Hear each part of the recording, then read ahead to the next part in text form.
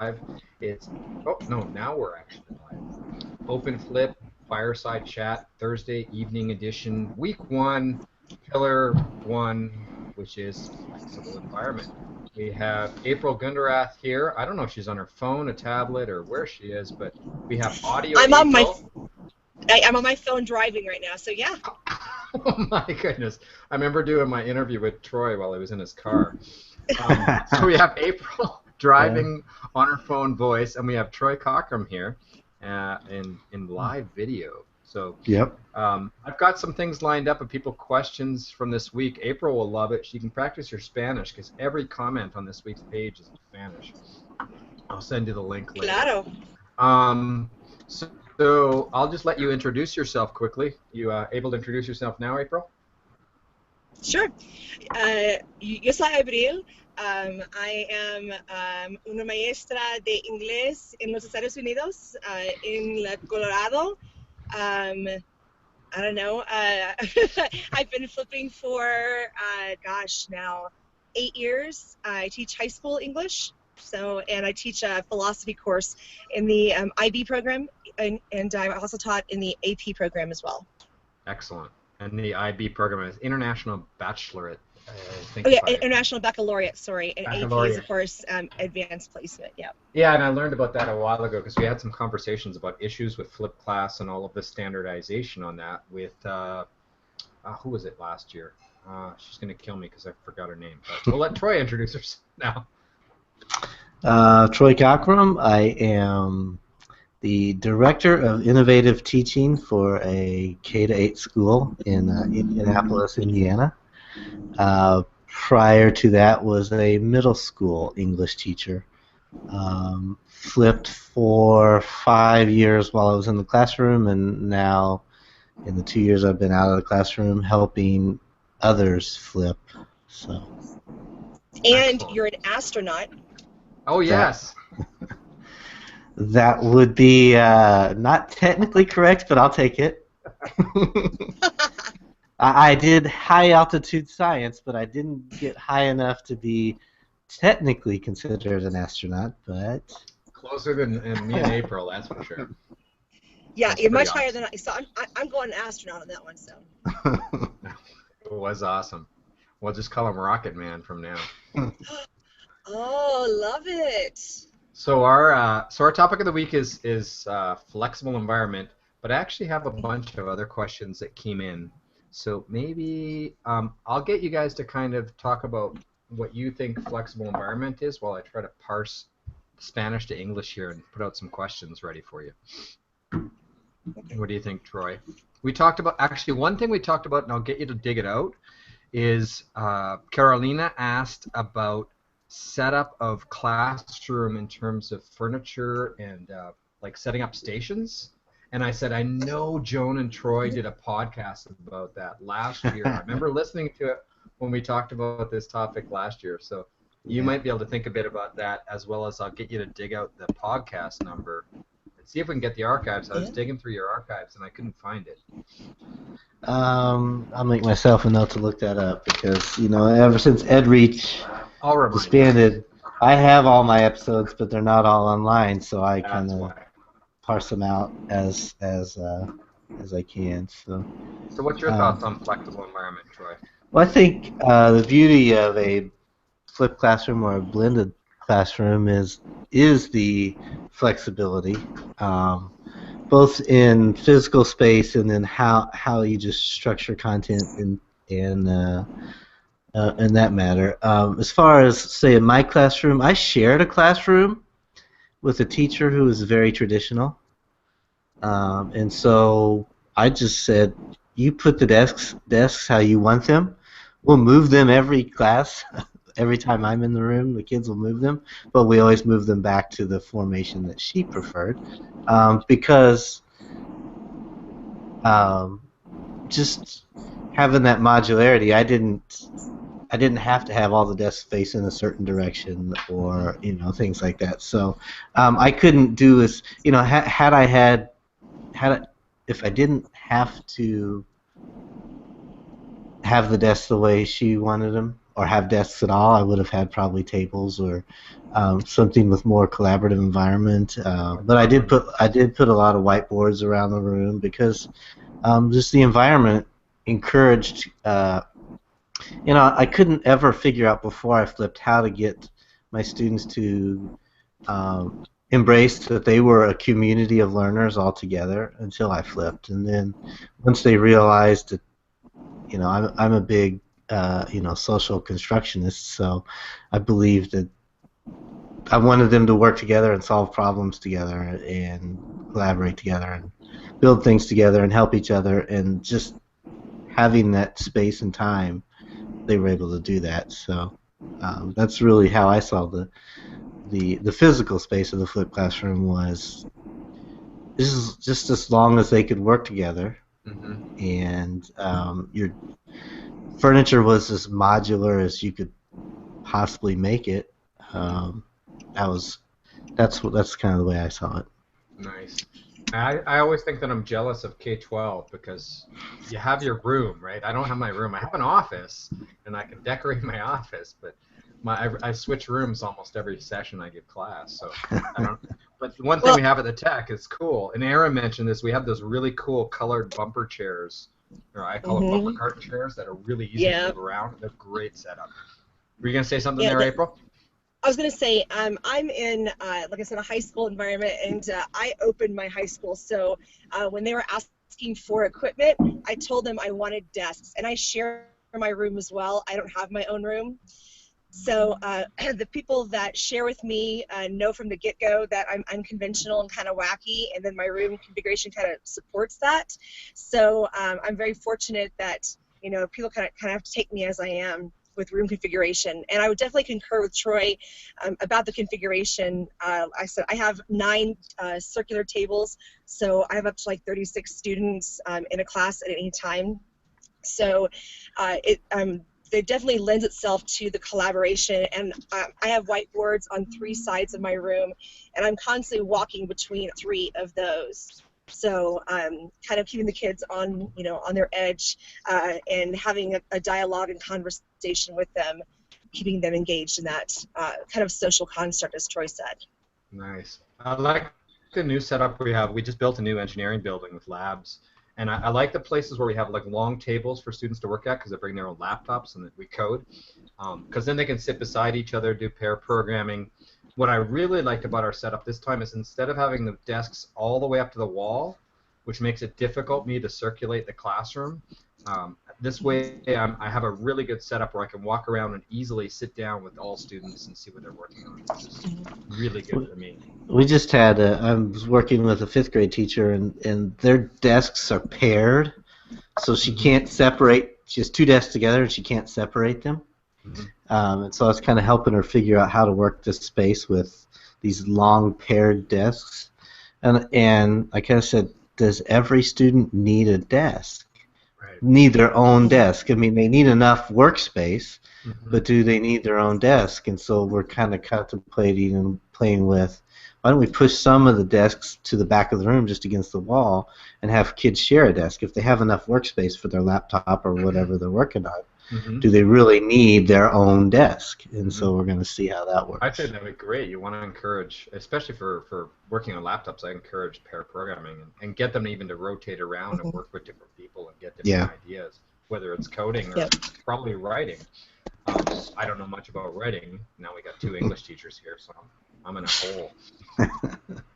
So I'm going to throw a question out. Something came in that was interesting. Let's say Isaías Contreras wrote, paraphrasing into English, about the issue when you're kind of like, most of us have been lone wolf flipped class teachers or innovative teachers, and there's that issue of if you're doing everything that's flexible and the students are starting to really love it and they're on this, wow, why aren't all courses like this, and they start pestering the other teachers, and maybe that's going to come back on us from the other teachers. What do you think about that? Well, this is April. I can speak to that. I had a math teacher who's no longer in my building tell me that he was flipping his classroom too, and so I asked the kids, "God, how's it going? It'd be awesome to hear about it." Well, he was just having them go home and read a chapter and then Right. come in class and do homework, which is not really the way to do it. Right. I think the other teachers in my building, I have 5 now that are flipping with me in different content areas, so I'm lucky in that aspect. But I think the rest of the teachers just kind of look at me and know that I'm, an oddball, and the kids kind of know that I'm a little different than your average English teacher. So, but yeah, you can get backlash. You can have the kids. I've had kids, come up to me and say, "Why can't you, tell so and so to do it differently?" And until a teacher is really ready for, a fundamental paradigm shift in their pedagogy, you can't force them to do anything, and so that's kind of where I am. And you, Troy? So, I had a fairly similar situation. The math teacher across the hall from me started flipping the same time as I did, but his flip was much more structured, and I wouldn't say it wasn't a flip. It was just much more structured, and that was his teaching personality. So we're both saying we'd flip a class. He had more parent troubles than I did, because I think he wasn't as flexible as he should have been, but that's the way he chose to do it. I fortunately had a supportive principal who trusted me, so I wasn't too worried about backlash. And it happens in the elementary schools a lot, and probably in high schools as well. But there's a lot of teachers that say, if we don't all enforce this particular rule, let's say, uh, then it's hard for the teachers who do enforce it to enforce it. And my philosophy was always, the kids know the difference between classes. Yes. They know which teachers they can do what in which class, and so they make they adapt themselves to the class. And so if I'm not going to, we remember this, Troy. We remember, oh, this teacher's this way. This right, teacher will always give us an extension, so I got to do this homework tonight. right. So that was kind of my philosophy: is if you don't like what I'm doing in my classroom, that's fine, but it's working for my classroom. Right. And as long as you're not my principal or my direct supervisor, you can criticize what I'm doing, but I'm going to continue to do it because it's working in my classroom. Right. For those kids. So the one teacher that taught, because I taught 7th and 8th grade English, the 6th grade English teacher started assigning my videos to the kids, but didn't tell me. And then the next year I'd get them in 7th grade, and they'd be like, "We already saw this video," and I'm like, "What? What are you talking about?" So, some teachers would say they're not on board, but then you would find out things like they're assigning your videos or they're testing it out. But now I work with teachers, just a whole variety of teachers, and there's a lot of times I'll have teachers say, "Gosh, I wish I had more time in my," I had a teacher a few weeks ago. She was an English teacher, and she was saying she got the chance to sit down and really work with a student. And she goes, "I wish I had time to do that more." And I said, "Well, you know what? When I flip my class, and it's a gradual process." She still didn't get it, even when I said, I had that time when I flipped my class to have those discussions every day that you wish you could have the chance to do every day. And eventually, she'll come around, possibly. They don't always, but like April said, you've got to. You can't force them to do it. They've got to realize the benefit to them and meet you there. So I just gradually mention, "Oh, well, you know what? Here's what I did. I flipped my class and used this and this and this," and then they would say, sometimes they would say, "Oh, I'll think about that," and then eventually they come around and they say, "Can you show me how to flip, or can you tell me more about this or whatever?" So. Yeah, I like the point about time, Troy, and I definitely need to bring up that or remind myself of that point when we get to that in the point of the conversation with the teachers. Actually, one thing that April brought up that was really important was that we can't tell the teachers to do it. They have to be convinced. And if you go through John's blog posts about the 4 hurdles, and the first one being thinking, that I never want to force a teacher to do flip, and that's why I don't want my administrators to force teachers to take this course with me. I only want teachers that volunteer to take it themselves. So that's really important to me. And then the time thing comes in as well as one of those other hurdles. I Yeah. say, I have more time, but they don't get that. Right. Right. Yeah, April. Hey, it's good to see you.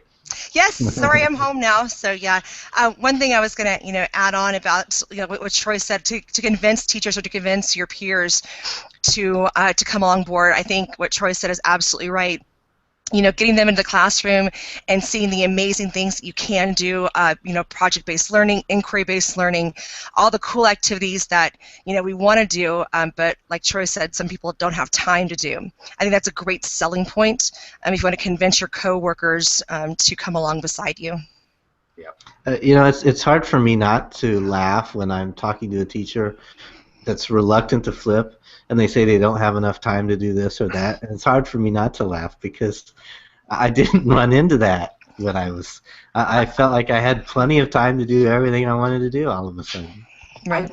I think I get it because from our perspective at the Tech, they keep coming up from a top-down innovation, and I wrote a big blog post and a keynote about innovation comes from above or below with support from above.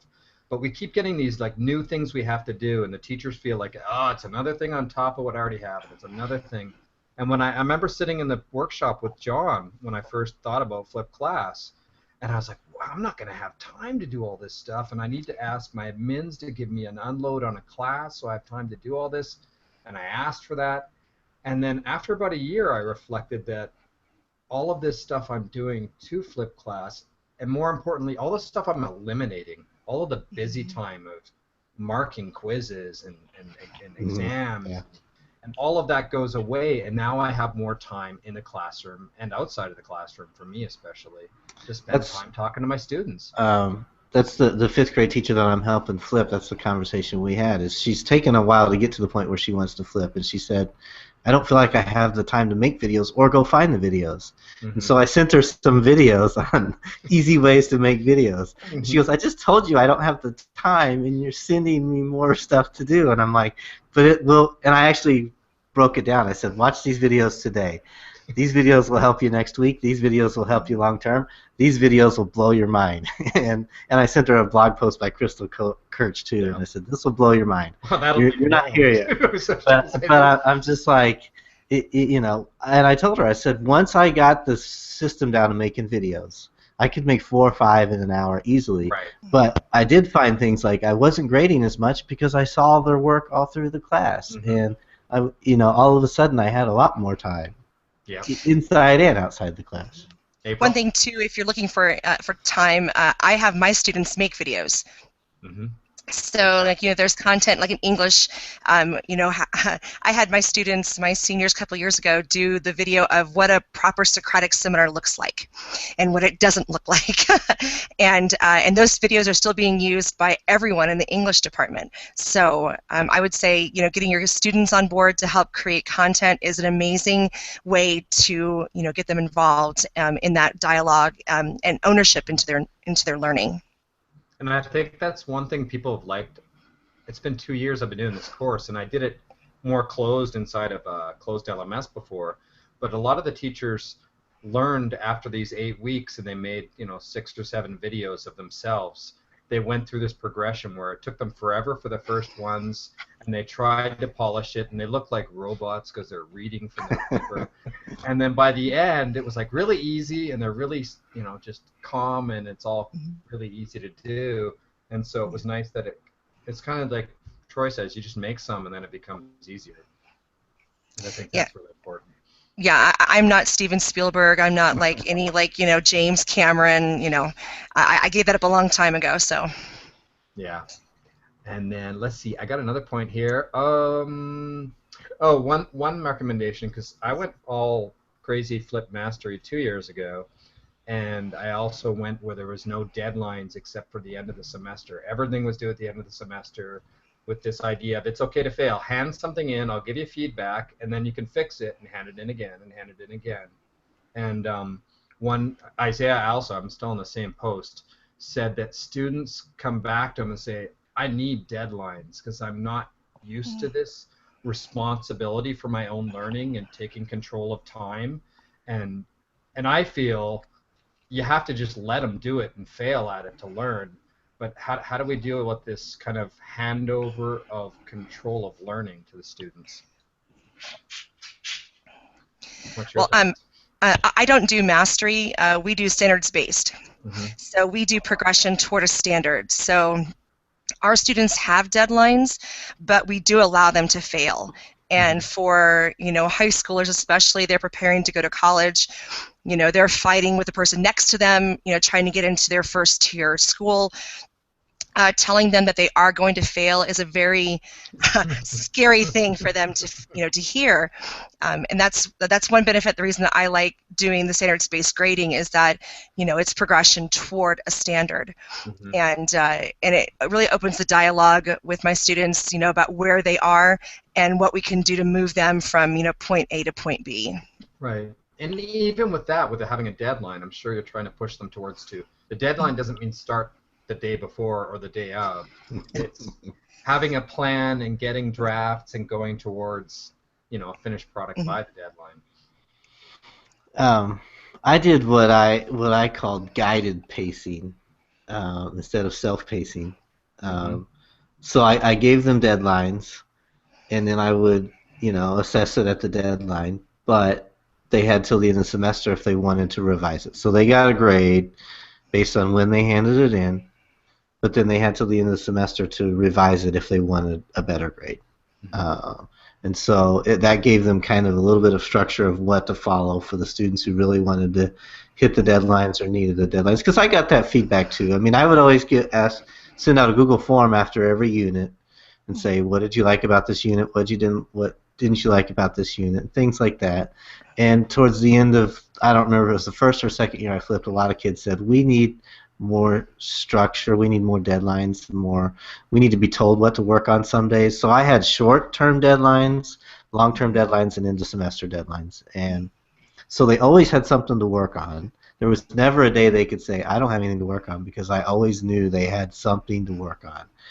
And they could always make it better. It was, you feel like you're done with everything, you still have this B sitting there that you could revise that assignment and turn it into an A or something like that. So and then the kids that struggled with that, I mean, it's having the ability to talk to every student every day if you want to, and I had the conversation a lot with 7th graders, especially when they're the first time in a flip class, and you tell the kid, I never told the kids you didn't really have to watch the videos, because if you tell a 7th grader you don't have to watch the video, they're not going to watch the video.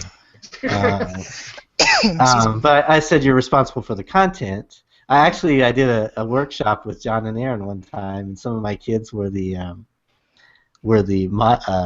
a student panel, and one of the teachers asked about something about the videos, and I said, oh, I don't require my students to watch the videos, and a couple of my students turned and looked at me and they're like, what? So, but I would have that if you have a student who's always watching the video at the very beginning of class and just trying to get everything in as quickly as they can. And I would sit down with them and say, how's that working out for you? I mean, if you can watch the video at the beginning of class and still do everything you need to do, I'm fine with it. But if it's not working out for you, we need to look at why it's not working out for you and what will work for you. So that's, just finding what. I think when a student sits down with you and realizes you're willing to talk them through what works for them, it's hard for them to argue with that, and it's hard for a parent to argue with that when they say you're not doing enough for their kid. You say, what am I not doing? I'm giving your student the chance to learn exactly the way they want to learn. So. And that kind of leads to what Irma's asking here in a comment about. The students were kind of getting it. Like, only some of the students would watch the videos on our first shot of doing this, and then it was just, if it's not worth points and there's some kind of quiz about what they watched the night before, there was just no way to get them to watch the videos. And is this the same for everyone, or is it I just got to wait for them to figure it out, or what's your thoughts on that? April. Oh, okay. Sorry. I don't do quizzes on the videos. What I usually do for my English classes, especially, is if their homework was to, by this date, have right now we just started The Glass Menagerie by Tennessee Williams. So my students are watching background information on Tennessee Williams. So when they come into class next time I see them, the first thing they'll have is a journal prompt, and that journal prompt will be related to the content they had the night before. I think it's important for the students to have that relevancy, to see how that learning is applicable in the classroom. It's not something that's just out there for them to look at and to forget or to use later on somewhere down the road. I intentionally apply it every single time I see the students. Right, and that gets to intentional content, which is in a couple weeks. Oh, sorry. No, that's fine, but that's awesome. It's important because sometimes we just throw homework at them because we gotta throw homework at them. I would start out taking like 5 points. I would have them take notes on the video or give them a reflection assignment on the video, and then the activity we would do would always be related. Right, and look at Crystal Purchase, WSQ. Right. So at the start of the year, I would give them like 5 points a video, and I would just go around and check them and ask them a question or two, and just by asking them a question or two, I could tell if they got it or not, or if they just wrote down the words on the screen and were trying to fool me into thinking they watched the whole video. I could tell, and then I'd just say, okay, I'm not giving you credit for this. Go back and watch the video again, or if they're in the middle of the assignment. They're doing the middle of a writing assignment, and I say, you're not getting this. You need to go back and watch this video or that.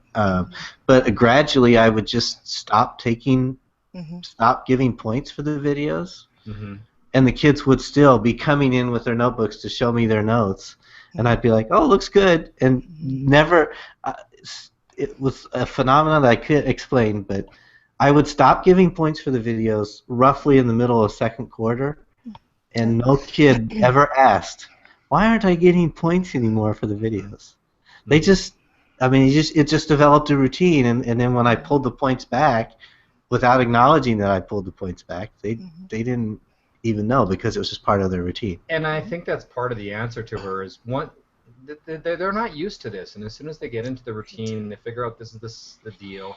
I like what Jonathan Thomas Palmer talks about, the flipping physics guy, where he just has fun where like there's a rabbit that runs across the screen or something crazy during tonight's video, and then the kids come into the classroom and you hear them talking about, did you see the and you're okay, yeah, some of them watch the video. See, and what April brings a point about intentional content is make the video matter, right? Right. It's just something they don't really need to watch, then don't bother watching it.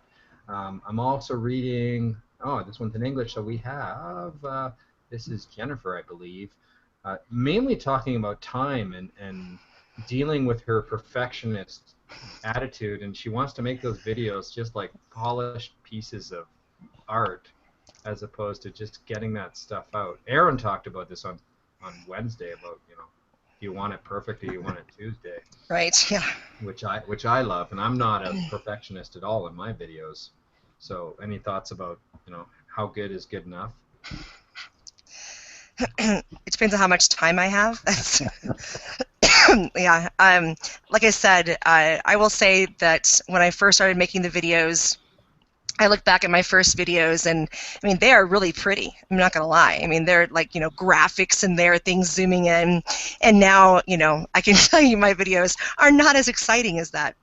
Right. Just because I've whittled it down to, and my students know that this is the content that they need to be seeing, and a lot of my students will actually they'll go to Keep Vid, and they'll just download the audio content and throw the audio content on their phone or on their on whatever device it happens to be. So I've learned to kind of step back. I can appreciate someone who's a perfectionist. I am very OCD in that aspect. Like I have for every semester, I have an entire syllabus planned, trying to get the kids ready for college. So I can appreciate wanting to control certain things, but this is an area that I've had to just learn to let go and to make mistakes. And I think that's actually a good modeling thing for students as well, so that they know that, you know, I make a mistake and they'll catch me, and they'll say, hey, Miss G, you know, you said Oedipus instead of Odysseus, you know, here. I'll be like, darn, okay, I'll go back and fix that, or, you know, whatever it happens to be. But it makes it more involved in that community, I think.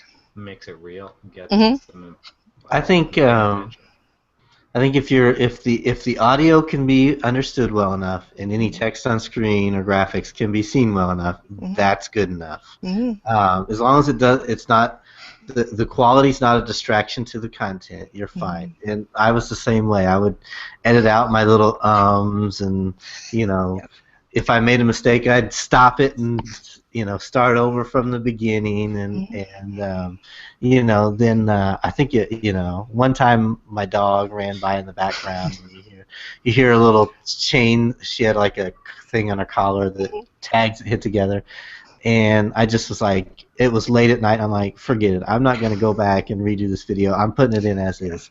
And then the kids, after they watched the video, they were like, what was that noise? And then I told them it was one of my dogs, and then they were like, they loved it, that it kind of humanized me. Yeah, and then so my old dining room, I had this big wall space, so I hung my bikes on this. I remember that. On the wall space, and one of the kids was like, are you recording your videos in your garage? And I'm like, no, that's actually my dining room. And he's like, oh, you got the coolest place ever. And you know, and it was just like, I think seeing that and making those little mistakes and things like that, it humanizes you, and they don't need Bill Nye the Science Guy. They just need content that's not distracting and is consumable for them. So I don't want to push you guys to time too much, but I'm going to ask a question here from Irma, who, this is the classic of, as you see, I'm still wishful, but at the time still skeptical. I'm not sure if it is really something new. Flipped learning is really something new, or is it the same thing we've done before, but now it has a name, a proper name, flipped learning. Sorry, I don't mean to offend. It's just a question I ask myself. Maybe it's ignorance talking, but I'm ready to learn. Like, why is this the big deal, flipped learning, or is it just something we've been doing for centuries? There you go. What's different? What makes it a big deal? Well, it's the technology is now available. It's not anything. I mean, it's, you know, they called it the inverted classroom 10 years ago. 15, 20 years. I mean, this blended learning has come along in the last 20 years because now we have the technology, and then so people are now doing research and things like that. So, is it anything different than people wanted to do 20, 30 years ago and we're trying to do? No. Do we have the technology now to make it much more impactful? And that's why it's all of a sudden come out. You call it what you want, and you know, it's good pedagogy, and that's kind of the way I see it. And if you don't want to say you're a flipped teacher, fine. If you use video instruction as part of your pedagogy and you don't want to call yourself a flipped teacher, that's fine. The flipping term just caught on because that's, you know, what Daniel Pink called what John and Aaron were doing. John and Aaron didn't even coin the term. Right. And it's a the grassroots movements because people were looking for something different. They were looking for ways to do blended models and use these new emerging technologies, and flipped caught on for a lot of people. You know, so call it what you want. You know, it's what you want to do. Right. You got something to add there, April? No, I would just say I was trying to think back to like when I was in high school, which was a very long time ago, and I was thinking, you know, for even my AP literature class, for example, I remember my teacher was requiring us to do some background research on the books that we were going to be reading, which is the same thing I ask my students to do, whether they watch the videos to get the information or they do it themselves. The difference is my students now can go onto databases on the computer. Card catalogs. Right. Yeah. Yeah. Microfiche. Yeah. I had to go to Microfiche. Yeah. Mm-hmm. And so it's a little easier, I think, and that's what I think Troy brings up a great point about that as technology has emerged, I think it's just become, the term has just become a little more commonplace, if you will, for whatever it is you do. But I think that the pedagogy has been around for a long time, that inquiry-based, making your students be responsible for their learning and digging in and finding that relevancy, that hook that brings them in. So I wouldn't say it's a new thing. I just think we have new tools. Yeah, and I love the tools. I like that we can sit here and have a chat across the planet. I was I'm working with some 6th graders. They're planning an improv show at a nursing home, or an assisted living home, or whatever you want to call them. And so they're asking me, what kind of old people jokes can we make? And one of the kids goes, what was the old internet called? And I'm like, what are you talking about, the old internet? She goes, wasn't it called like Yahoo or something like that? And I'm like, I said, well, that was one of the first search engines, but I said, they might understand it better if you say AOL or something like that. I said AOL, and then one of the kids goes, do you know? And I'm like, there you go, now you're about the right time. I said, or you could just call it. Dean was posting about Gopher servers and things like that just yesterday, and it's like, oh my goodness, I just got taken back in time to the 80s. So I'm going to ask another question because Jennifer Dillon sent one via direct message here, and I like it when they ask questions. So what are some ways you track students' progress on their work? Generic, but what do you got for that?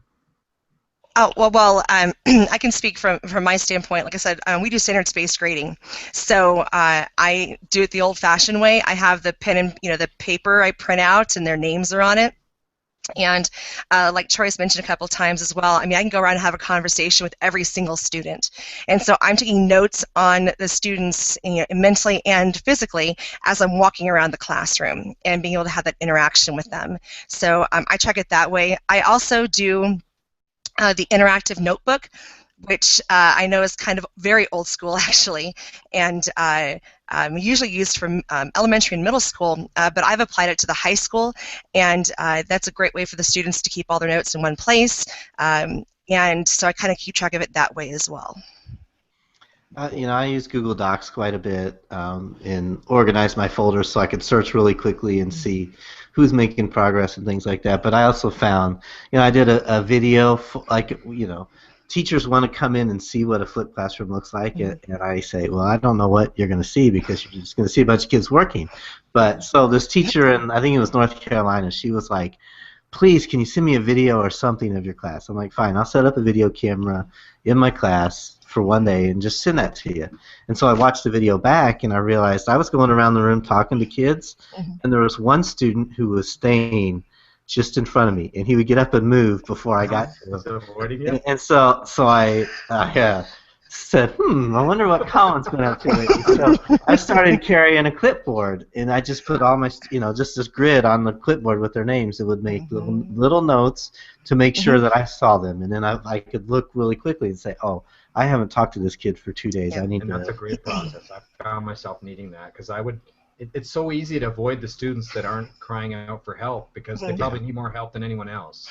Yep. And that's really important. Yeah, I like the video. I've done that before, and I've noticed what I do, as well as I think it's really important. We mentioned this yesterday of inviting people to come and see your classroom and going to see other people's classroom, especially in university. It's like almost, I don't know, informally taboo or something. We just don't do it, and I think it's really important to open up our classrooms to other people.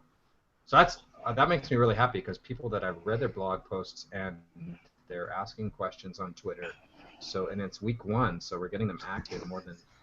It usually takes a while to get them rocking in this place. There's 103 people signed up. Wow. Oh, that's great. And there's about 20 something that are actually blog posting so far. So I think some people are actually blog posting, and I learned this. They're posting on their WordPress, but they haven't confirmed their email yet.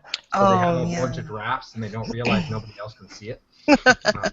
I learned that in the summer when I was helping a student or a teacher in person deal with WordPress. And Yep. the things we forget about because we've done it every day for years. Yeah. Got to publish. Exactly. Anything else you want to add before I wrap up? I don't want to eat up your time this evening. No, I would just, if we're talking about the flexible classroom, I would say that if you're going to embark down this road, it is important that you're flexible as well, meaning that you can go into a lesson with a plan, and based on your students' interaction, you have to be able to be flexible in your teaching style and the content that you're delivering. So it's not just the area that you're creating, but it's a space you're creating. It's the environment. It's kind of like an all-encompassing organic being, and you have to be flexible in that aspect, and your students have to learn to become a little flexible as well. And I think with all the research that's coming out at college level, what they really need is students need that resiliency when they go forward and into college. And sometimes our students are a little bit too inflexible, to use I don't know if that's the best term, but a little rigid. There we go. And they need to learn to be flexible, which will make them more resilient. Excellent. I think I'm working on two projects right now. One is a chapter for a textbook on the different models of flipping and how all the research that is coming out right now is over one specific model of flipping. And most teachers who flip for any extended time have went to a different model or to a more blended version. And so I don't know if the research is accurately, my premise is the research isn't accurately representing practice at this point because practice is changing so quickly. And then I'm working on a research study to research more inquiry-based models of flip. And I think that's what I always want people to try to get when I do a flip presentation. I'm like, yeah, I understand. You want the basics. How do I make a video and how do I, distribute it and things like that. And, I get that, but the true beauty of the flip is not that. And I want people to see that it's much more flexible and much more, much more open than what the media wants you to believe, and a lot of the emerging research wants to study. So. Yeah, there's no like magic pill. It's not like choose the red or the blue pill, Neo kind of thing. And it doesn't look the same, in any two classrooms, or even in my classes that are back to back, they look different too. So I think material, it's the same for me too. It's like back to back. It's the same course. It's a different day. Yep. Absolutely, different time of day, even especially for high schoolers. First block where they're still waking up, as opposed to after lunch. So. Definitely, excellent. I was thinking something now, I forgot it, but oh well. I've got so many of these chats to go. So I'm going to thank April and Troy for spending their time and their commute to talk to us this evening, and we really appreciate it. And you're welcome to come on anytime. Sure. Repeating people that we're doing this every Wednesday at 10 a.m. Central Standard Time and Thursday 7 p.m. Central Standard Time, because we're still on regular standard and we don't go off phase to you guys soon. And that's for the next 7 weeks or so. Anyone who still wants to jump in, it's almost getting too late, but if you jump in right now, go for it. And it's an open course. Everything we publish is online. I think you guys saw it last year. All of the blog posts that the participants create actually get fed into the main course site, so you can see it's a connectivist MOOC, and it's fun. So you can see what everyone else is writing and go in and put comments on their blog posts and participate via Twitter, like some people did today. So that's awesome. And I'll wrap up. Thanks again, and it was great to see both of you. All right. Thank you very much. Thanks, Ken. Cheers. I'm going to hit the stop broadcast button.